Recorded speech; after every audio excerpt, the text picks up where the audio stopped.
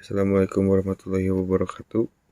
Nama saya Rian Ferdiansyah, NPM 1941476.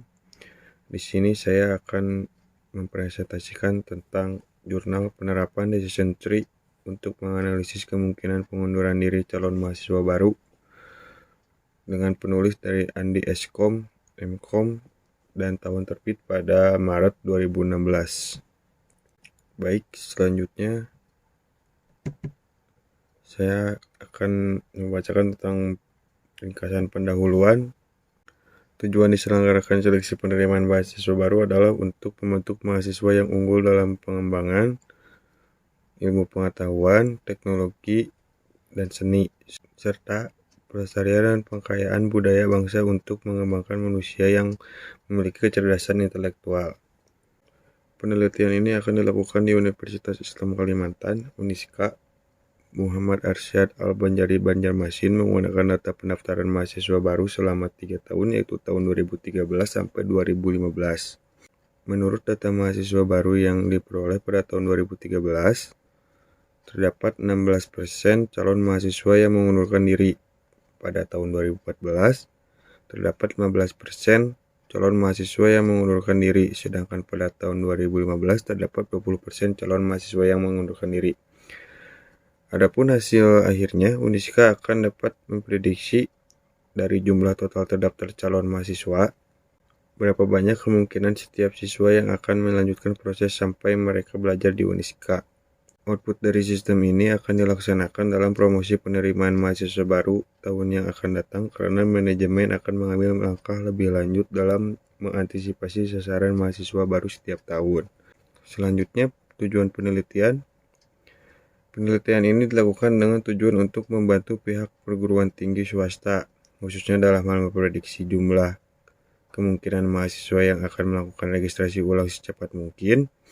Hal tersebut dapat meningkatkan efektivitas target dan jumlah mahasiswa yang akan diterima, serta untuk bahan kebijakan penerimaan siswa baru. Universitas akan mendapat mengetahui lebih awal siswa mana yang akan mendaftar ulang dan yang mengundurkan diri. Lalu selanjutnya ada batasan masalah.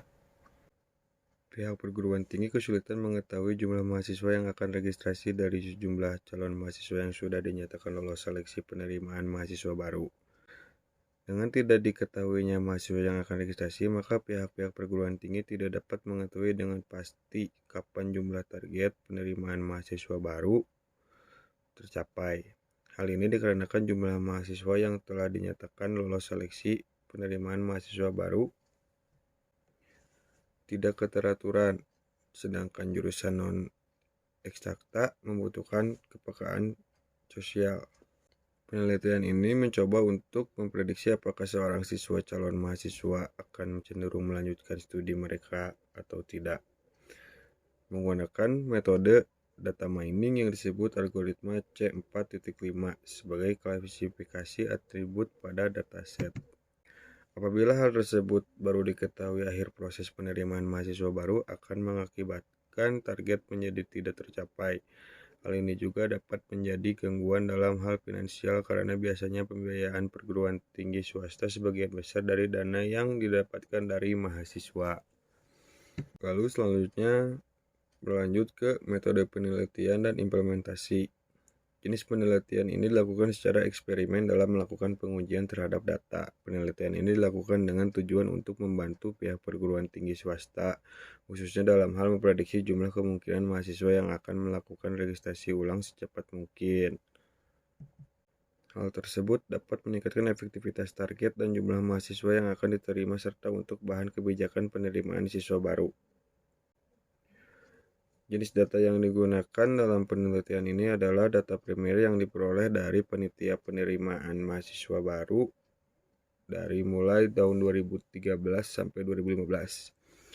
Penelitian ini menggunakan data mahasiswa baru di Universitas Islam Kalimantan atau Uniska, Muhammad Arsyad Al-Banjari Banjarmasin selama 3 tahun. Data primer yang digunakan adalah data yang langsung diperoleh dari database penerima siswa baru, yaitu data yang langsung diberikan oleh panitia penerimaan mahasiswa baru. Selanjutnya ada data sekunder. Data sekunder yang digunakan adalah data yang sudah dimodifikasi dan dipisah per tahun serta perbaikan tipe data sehingga mudah untuk dibaca dan melakukan eksperimen. Dari data primer yang ada akan dilakukan tahap penyesuaian data di antara sebagai berikut.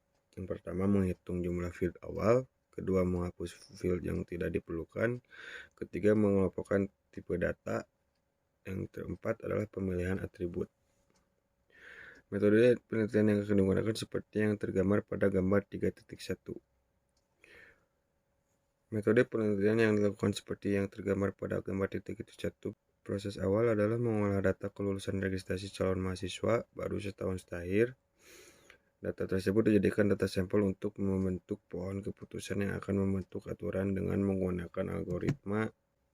Setelah aturan terbentuk, selanjutnya adalah memasukkan data calon mahasiswa baru yang sudah lolos seleksi untuk diprediksi dengan menggunakan aturan tadi. Proses pembentukan pohon keputusan dalam pengelolaan data digunakan untuk menurunkan atribut-atribut pada data menjadi pohon keputusan sehingga menghasilkan aturan-aturan. Misalnya terdapat data sampel mahasiswa dari sebuah universitas, kemudian dari data tersebut dipilih atribut-atribut yang bisa mewakili atribut lain yang ada pada data untuk dicari pola atau informasi yang ada di dalamnya. Karena keterbatasan sampel data yang digunakan, maka terpilihlah 9 atribut yang akan digunakan untuk pemilihan keputusan. Penurunan atribut menjadi pohon keputusan menggunakan algoritma C4.5 dilakukan konsep entropi dan information gain. Konsep ini digunakan untuk menentukan kode induk dan mode daun dalam pohon keputusan. Sebuah objek yang diklasifikasikan dalam pohon harus dites nilai entropinya. Entropi adalah ukuran dari teori informasi yang dapat mengetahui karakteristik dan impuri dan homogeneity dari kumpulan data. Dari nilai entropi tersebut kemudian dihitung nilai information gain IG masing-masing atribut. Pemilihan atribut pada C4.5 dilakukan properti statistik yang disebut dengan information gain. Gain mengukur seberapa baik suatu atribut memisahkan training example ke dalam kelas target. Atribut dengan informasi tertinggi akan dipilih dengan tujuan untuk mendefinisikan gain. Pertama-tama digunakanlah ide dari teori informasi yang disebut entropi. Entropi mengukur jumlah dari informasi yang ada pada atribut. Setelah mendapat nilai entropi untuk suatu kumpulan data, maka kita dapat mengukur efektivitas suatu atribut dalam mengklasifikasikan data. Ukuran efektivitas ini disebut information gain. Pada penelitian dengan seluruh data tidak mungkin dilakukan secara manual, maka peneliti melakukan eksperimen menggunakan application RapidMiner versi 5. Data yang digunakan sebanyak 10.663 data. Adapun tahapan eksperimen adalah sebagai berikut. Yang pertama, input data melalui Excel. Yang kedua, melakukan import configuration wizard. Yang ketiga, memilih data mahasiswa baru yang berekstensi Excel atau XLSX. Yang keempat, memilih atribut dan label. Yang kelima, setelah data berhasil diimport, maka proses eksperimen data mahasiswa akan dilakukan. Yang keenam, membuat new building block dan memilih nominal X validation. Yang ketujuh, memasukkan decision tree pada proses training, apply model, dan performance pada proses testing. Nah, yang terakhir, kedelapan, menghubungkan jalur benang data sesuai yang dikehendaki. Setelah semuanya dilakukan, perbandingan antara algoritma C4.5 dengan algoritma ID3, diharapkan penelitian ini akan dapat mengetahui perhitungan algoritma mana yang lebih bagus untuk digunakan untuk menghitung akurasi tertinggi pada data calon mahasiswa baru. Selanjutnya ada analisa hasil dan pembahasan. Yang pertama, split validation. Proses training dan testing peneliti dilakukan dengan cara membagi data menjadi 4 kategori, yaitu 60% sampai 40%, 70% sampai 30%, 80% sampai 20%, dan terakhir 90% sampai 10%. Hasil dari penelitian tersebut dapat dilihat pada grafik di bawah ini. Yang kedua, ada metode pengujian sampel. Pengujian sampel pada penelitian ini ada 3, yaitu linear sampling, Sheffield sampling, dan stratified sampling. Hasil pengujian sampel kemudian dibandingkan lagi menggunakan X validation dengan number of validation dari 2 sampai 10. Hasil dari penilaian tersebut dapat dilihat pada grafik di bawah ini. Yang ketiga, perbandingan algoritma C4.5 dan ID3. Dari penilaian di atas dapat dilihat bahwa algoritma ID3 lebih unggul dari algoritma C4.5 dengan akurasi 88,61% banding 86,07%. Lalu yang terakhir ada perbandingan split validation algoritma C4.5 dengan ID3. Dari hasil perbandingan di atas dapat dilihat algoritma ID3 masih tetap unggul dibandingkan dengan algoritma C4.5. Dengan demikian, hasil perbandingan 84,85% dibanding 84,50%. Selanjutnya, kesimpulan penelitian ini dilakukan pada Universitas Islam Kalimantan atau Uniskam Muhammad Arsyad Al-Banjari Banjarmasin dengan sampel data yang dimuatkan sebanyak 10.663 data calon mahasiswa baru tahun 2013, 2014, 2015. Penelitian dilakukan dengan metode data mining yang disebut decision tree. Penelitian pertama dilakukan dengan perhitungan manual serta menggunakan sampel data sebanyak 35 data dan penghasilan akurasi sebanyak 94,29%.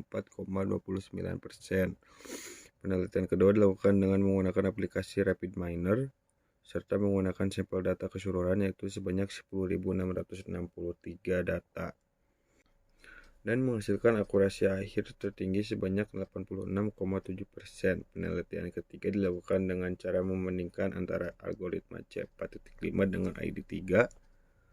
Dengan hasil perhitungan, algoritma ID3 lebih unggul daripada C4.5.